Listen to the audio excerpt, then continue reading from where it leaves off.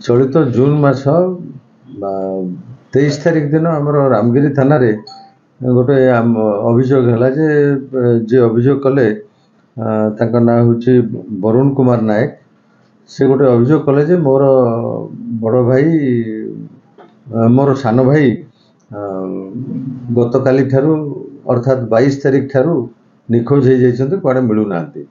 यापर आमर से 23 तारिख दिन गोटे रामगिरी थाना रे गोटे मेन मिसिंग एंट्री गोटे करा जायथिला एवं मेन मिसिंग एंट्री करबा परे जहाँ जहाँ कार्यक्रम करा जाए से सब करा जायथिला। पुलिस तरफ विभिन्न स्थान रे inquiry चलीथिला।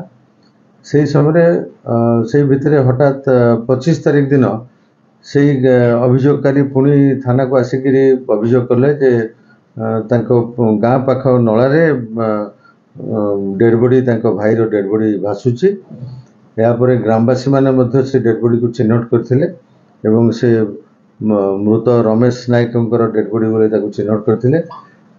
यापर police team scientific team सहित सेठारे पहुंची डेड बॉडी को जो इनक्वेस्ट करने पानी फायर स्टेशन स्टाफ को जरिया पानी बाहर कराइला से देखा मिलता डेड बॉडी गोटे बड़ बल्हा बंधा तार गोड़र मुंड पर्यंत एवं ये जो लटी देखुं आप लटी एंटायर बॉडीटा को बंधा होता तार हाथ मध्य बंधा होता। ये अवस्था डेड बॉडी को पानी बाहर कलापर इनक्वेस्ट करा जायथिला। इनक्वेस्ट कर सारी आम पोस्टमार्टम करने को पठेलु। पोस्टमार्टम रे डाक्तर पाखु आम जाना पाइलु जे मुंडरे शक्त आघात लगी ता सहित स्ट्रांगुलेशन बेकर स्ट्रांगुलेशन कर मराही बोली डाक्तर पाखु आम जाना पाइलु। पोस्टमार्टम रिपोर्ट आमर जदिव हस्तगत होना निजे रामगिरी थानार ओआईसी पोस्टमार्टम समय उपस्थित रही डाक्तर सहित जहाँ कथबार्ता करते जहाँ जानवा पाई से हिसाब से शक्त जिनस मुंडे आघात होगा स्ट्रांगुलेशन कारण मृत्यु बोली जना पड़ा। यापर आम विभिन्न दिगरू तदंत करूँ गोटे मृतक जी रामचंद्र नायक तांको परिवार सहित आउ जनकर लैंड डिस्प्यूट रही बोली आमको खबर मिलता। तार उपर आम भेरीफाई करूँ।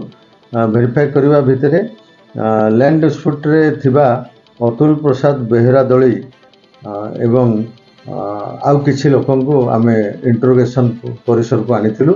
इंटरोगेशन समय अतुल प्रसाद बेहेरा दली निजे कन्फेस कले जे मो सहित 22 तारिख दिन बिल पाखे बद को जमी जमा बद को लेकिन मृतकों सहित मोर झगड़ा है भितर मत बहुत जोर राग लगे। मु प्रथम गोटे पत्थर फिंगिली जो पत्थर की नाक ऊपर को बाजिला और से पड़गले पड़जापर से मृतकों हाथ में थिबा यही टांगिया जो देखुं आप यही टांगिया को सी हाथ आनी मृतकों मुंड को शक्त प्रहार 2 थर कला जहाद्वारा सी पड़गले। पड़गला तथापि सन्देह रहा काले मरीच कि ना निजर गामुछा को बाहर कर बेकर गुड़े गामुछा को चापिक से घटनास्थल मृत्यु घटला रामचंद्र नायकर। यापर ये जो मुदला अतुल प्रसाद बेहरादली इंटरोगेशन बेले आमको एक कथा कहले जे मु मनुष्य तो मारिदेली मारला पर कौन करी चिंता कर पारे मोर मामू पु भाई को फोन कली।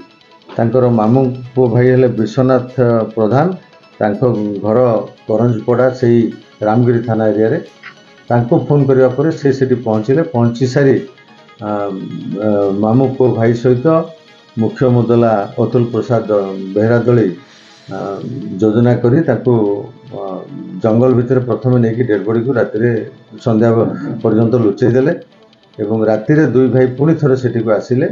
आसी से बल्हा जरिया डेड बॉडी को संपूर्ण भाव बांधी से पत्थर बड़ बड़ पत्थर जोटा कि आम आने संभव हो ना बड़ बड़ पत्थर दीटा सहित दे ये लटा सहित बांधी निकटस्थ जो नुआसाही डैम अच्छी जोटा कि गोटे सब बेले पानी रोचे वर्षा दिन एवं रही पानी से अच्छी डेड बॉडी को पकई देते।